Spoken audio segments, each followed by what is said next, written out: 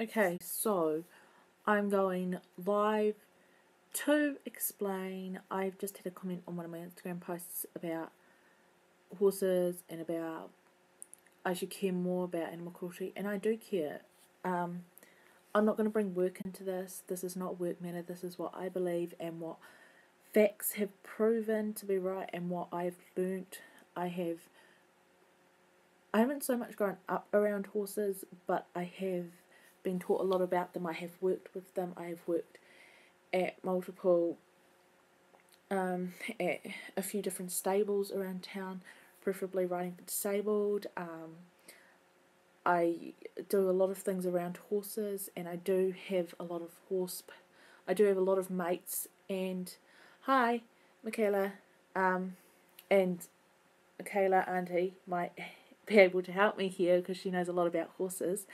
But could you go ask your mum if it's better for a horse to be, when they break their leg, even though it may heal, would it be better for the horse to be put down when they break their leg, or would it be better for them to stay alive, recover, and go on with their everyday lives with running around, with jumping, with doing multiple different things?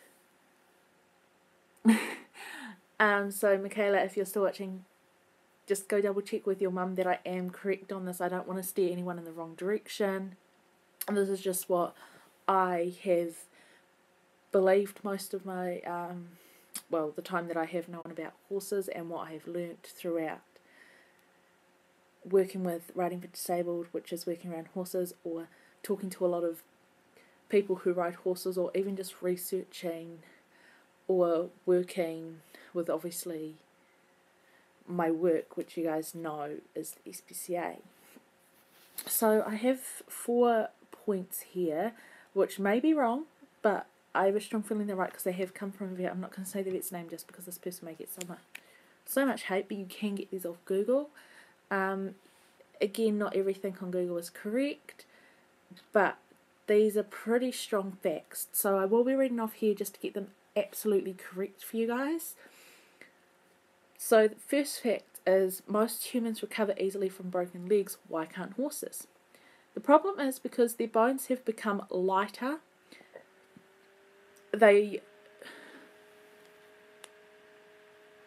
Yeah,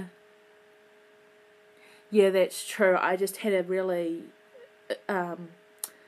nasty comment on Instagram, and I thought I'd prove this person right, so I did send her some facts, and I just definitely wanted to double check. My understanding is that the horse will still have pain because of the weight of the horse on the legs, and the broken leg would be a lot less strong and wouldn't be able to hold the horse up, whereas it'll only be relying on the 3 legs. So that's my kind of understanding of it. Correct me if I'm wrong here, but that's just my understanding of it. That's just what I've learned. So yeah, again, I'm reading off of a website. Again, this may be wrong, it may be right. Don't believe everything you read online, but these are pretty strong facts about why horses can't recover like humans can, and why it's probably the best idea, depending on the break, is depending on what to do with the horse. And again, it is personal preference on what people do think. Like, this is just what I believe. So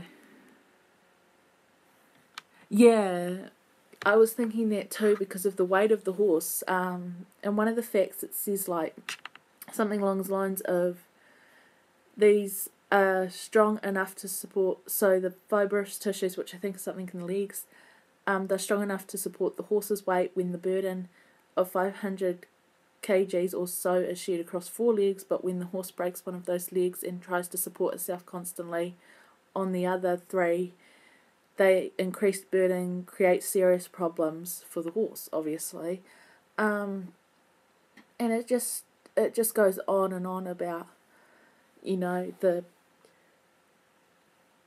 downside of having a horse that has recovered from a broken leg, and then having the upside of it. So there's a lot of pros and cons, as there is with everything. I'm not going to make this too long. I'm not going to make it too short. So I'm sort of going to hit the sweet spot there. This is about all I'm going to talk about. It's just that really nasty comment got to me. Well, it wasn't nasty. I will read the comment out though. So I'm not going to say who this person is. This person knows who they are. So, also, Auntie, if you can correct me, my understanding was in the Melbourne Cup, the whips that the jockeys use don't make contact with the horses. They sort of just go sort of at the side making wind motion. That's my understanding. Please correct me if I am wrong there. But my understanding would be if the horse was hit by the whip, wouldn't there be some type of evidence? Yeah, apparently Mum's scared of horses. I don't know what went on there. She just doesn't like how big they are. She's scared they're going to step on them, so... Or I knew... Dad was telling me about it, and I did question it. It's just... Some people think the whips do hit the horses. That's because it does look like it does make contact, but you could... Again, I may also, be all over the show with this because I'm not a rider myself. I would absolutely love to be, but obviously I live in Levin and I don't have room for a horse, and obviously I'm a student and I don't have money for a horse, which is sad, but I am hopefully being able to work at RDA, which means I get to be around horses most of the week. So let's hope that that all goes through. Anyway, where was I? Oh, about the whips. So yeah, if a person wants to whip a horse, then there'd be some type of cut or laceration to the skin because whips are quite harsh. When I was doing riding with our school group, the horse that I was on, I had to hold a whip. I hated holding it. I did not want to hold it. But the pony club people said that I had to just because of the horse I was on. It wasn't going to move unless I had the whip in my hand. And I found out later on that I didn't actually need the whip. I just needed more control of the horse and to show it who was boss. But I was quite sort of only getting into it then. So I didn't really want to use a whip at all. I just don't like that contact being made. They were saying that you don't need to make contact, you just need to sort of wave it, preferably near the horse so it knows that you've got it or something like that, but I refused to use it, and 3 days straight I would refuse to get on the horse because they would make me hold a whip, and I would just stand there and I would refuse. I'd walk around the horse, I'd lead it, but I wouldn't get on it with the whip. I hated it. Anyway, this comment goes, the whips do hit the horses, lol, and if a human got hurt during doing sports, they wouldn't want to be put down, and I'm sure it wouldn't be the same for horses, which is understandable. A horse wouldn't want to be put down if it got injured, but again, it's also the type of injury for the horse. Like, I'm not fully aware of what goes on in races or anything. All I know is what I've been told by my parents, by family, by just generally researching it and looking up and just spending some time with people who do ride horses.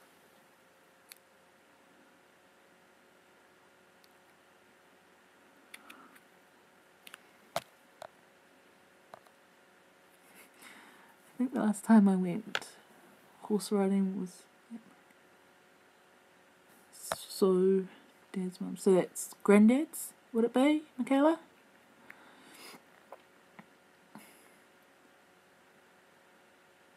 It might have been Granddad's because Mum said he had a horse or two and she got on one and something happened and she was scared and I don't know.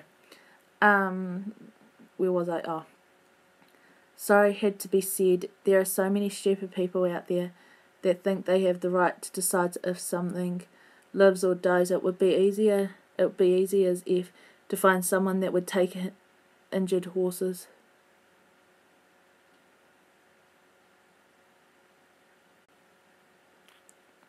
Okay, let's just stop there.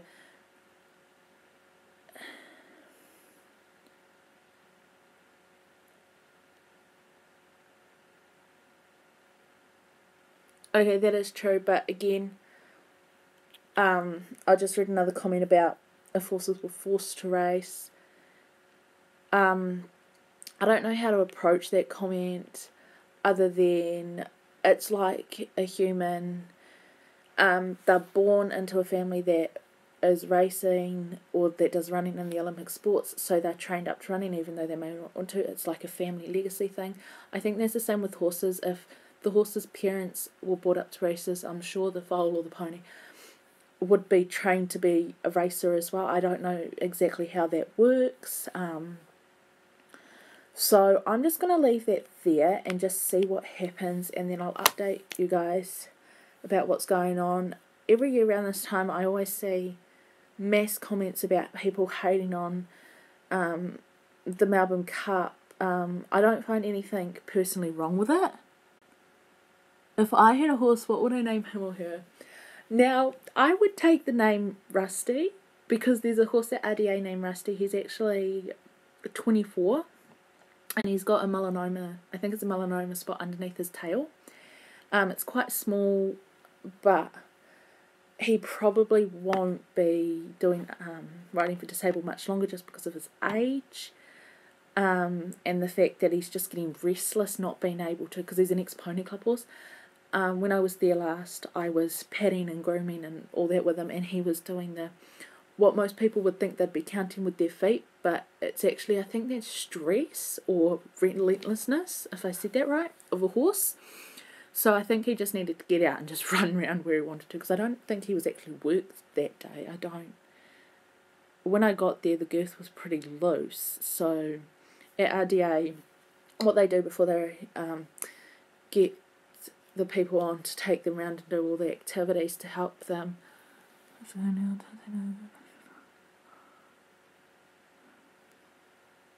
Yeah, I'm up in Auckland on the 24th, 25th and 26th. I fly up.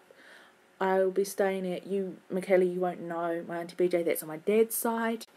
I'll be staying at hers with a mate, and we'll be going into the city on Saturday, just to shop, and then we'll be going to Shawn Mendes concert. Hi, RDA is Riding for Disabled. It is down Kimberley Road, and it is at the old Kimberley Hospital. So now they've got all those nice houses there. So you drive in the driveway and you go round, and there's like an older building, which is like the office bit, and they're getting more fundings. And it's just a really fun, exciting time to just go there and just see the people who come to, the people with, I'm not really going to say disabilities because they just need a little bit of help. I don't like labelling. So I don't know how to go about it because, again, I don't like labelling. Go there, ride, do activities, stretch your muscles out. And then sort of it's a volunteer job. So hopefully I've just recently signed back up just for, hold on, sorry.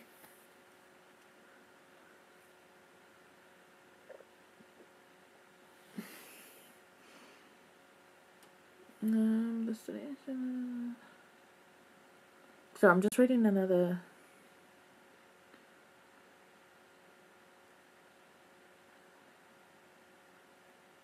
Okay, I'd like to actually, if this person's watching this live stream, again, I'm not going to say who they are, could they please put the year the findings were, just because, again, lately there haven't been any studies that I've known of. Again, I might be wrong. Like, I'm not saying I'm almost right. I'm saying this is what I know and this is my information I'm sharing with you guys. And yeah, I might get a bit uptight about it, but I'm trying to mellow out. I just got a Snapchat. Hold on. So yeah, where was I? Oh yeah, RDA. Sorry, why that Snapchat loads. So yeah, RDA is Riding for Disabled. Riding for the Disabled. I don't know where the A stands from. So 2012.